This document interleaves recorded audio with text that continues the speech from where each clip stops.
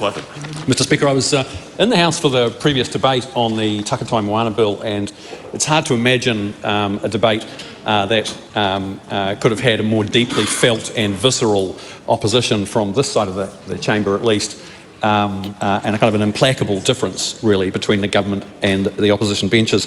By contrast, and I think we have to kind of celebrate the moments where there is a kind of constructive consensus across the House, because it doesn't always happen, and when it does, I think it's a good thing. And I'm pleased to see that time of use charging is in this kind of cherished category where there is quite a lot of shared agreement between the political parties and an ability to progress an important reform like this in a constructive way. Good things often take time, and I'm very pleased to see that policy work that I started as Transport Minister probably 7 or 8 years ago has finally found its way through a succession of other ministers to this House in the form of this bill. It's true what Andy Foster said before, that he beat a path to my door asking that Wellington should be able to implement congestion charging, and it's not that I said no because it was a bad idea, it's because I said no, it was premature, and there needed to be a significant amount of thinking and policy work done before I think we were ready to implement a reform like this. I've always been of the view that this, alongside zoning reform that allows our towns and cities to grow up, to embrace density, to build the fabric of a modern city, that and time of use charging on our transport network are two of the most critical reforms that will allow our cities to grow. We have some major problems to unlock, particularly in our largest cities, that have the legacy of really poor 20th century policies that essentially locked in a 1950s very dispersed urban form, cities that are utterly dependent on motorway systems that cannot efficiently move people and goods around. This reform and zoning reform to allow more intensification, particularly around transit corridors, is going to help us move our cities into a much more efficient and livable 21st century form. The dirty secret of modern cities is that cities of scale that are growing cannot build their way out of congestion. It is simply not possible, because when you have a growth in population, a growth in demand to move goods and people around, every time you expand the roads in that context, you simply induce more demand. And Auckland is a textbook case study of induced demand. It is not possible to keep adding more and more road space and think that that's going to reduce congestion, because it never does.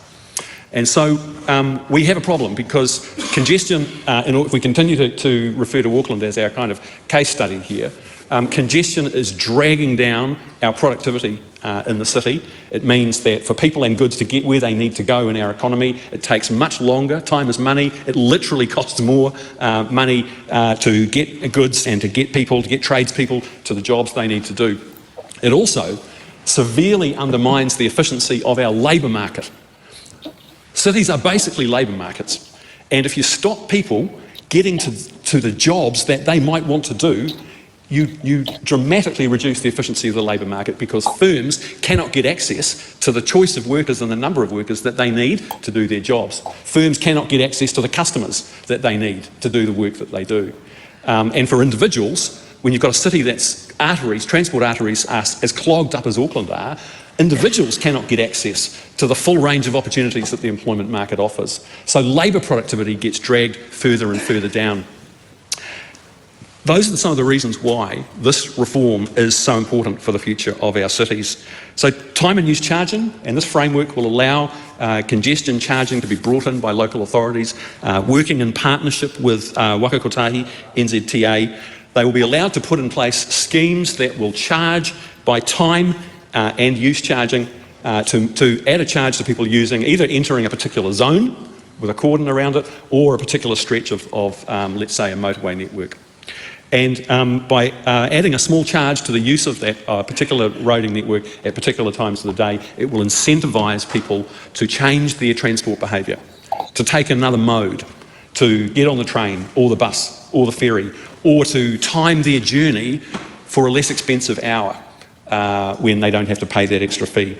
And there's now a really great body of evidence and research internationally from places like London, Singapore, Stockholm, New York, Milan, who have implemented these schemes. And we can say with certainty that it has the potential to reduce 10% or more of drivers at a particular time of day when the charging is in place. And for those of us who are used to the school mid-afternoon rush hour, and you know, in my case in Auckland, when it's school holidays, that 10 to 15% of traffic that's not on the road before and after school makes all the difference. So it's not like we're saying a reform like this, it raises the prospect of everybody being forced off the road and having to take public transport or bike to and from work. No, if you can shift 10, 12% of people in terms of when they choose to travel and how they choose to travel, you're getting it's a vast increase in the efficiency of the use of the network, and that's what we want to see. So for a city like Auckland, I return to my theme, and that is it's simply not possible to keep adding on road space and building more motorways. And in Auckland, if you look at the motorway network, it just isn't possible. If you look at Spaghetti Junction, for example, you've got this radial network with motorways coming in to a place like Spaghetti Junction. You physically cannot engineer more road space there. And so that's why reforms like this are really necessary. I think there's a really interesting sidebar to the story about time of use charging as a way of alleviating congestion, and that is that because of the electrification of the vehicle fleet, petrol excise, which for a long time through hypothecation has basically funded our transport system, that is, because of the electrification of the fleet, that is no longer going to be the case, and we face declining revenues from petrol excise. We have to find other ways to fund our transport system. And the technology that's in use here, and what will very likely be a shift to electronic, GPS-based road user charges for all vehicles, a technology that's already in place for a significant section of our trucking fleet, will mean that petrol excise can be phased out and replaced with a much more comprehensive way of raising revenue based on people's real-time use of the transport network. So it offers a way out of that problem. It's actually very efficient and very fair, but there's a third reason that actually it's quite an exciting reform for New Zealand, and that is that our cities have largely been based on the idea of universal car ownership, and dispersed suburbs where we built motorways out, an hour's drive out to the countryside from the centre of the city or from where the jobs are, with the idea that people can drive to work. That is in effect a huge hidden subsidy, those roads, to the transport costs that enable this dispersed pattern of urban development. Time and use charging on the network, which will ultimately replace the petrol excise, will allow those costs to be fully calculated and brought into the system. Dr. Tallstrom. Okay, so summary from what ChatGPT has brought up, from what Phil Twyford has sat there and said here. Let's bring it up. It will replace the declining petrol tax revenue, which makes complete sense because the petrol itself, cars get more fuel efficient. I mean, if we sit there and take a look at aviation. I mean, avgas, like the Boeing 777 is way more fuel efficient than the Boeing 747. It's just basically, it's like, and big bulky planes, they aren't quite the thing as what they are. So I mean, the same is happening with cars. I mean, the fact that cars become more fuel efficient. I mean, hybrid typically uses about a third less petrol than the equivalent petrol motors of vehicles. That sort of stuff. Now, it will create a more equitable and efficient transport system tied directly to actual road use. Well, which is, yep, that's a good point. It's because, at the moment, it's not necessary to do it. Like, I mean, here's a great one. If you hire a petrol generator, you pay road tax on the petrol that goes into a petrol generator.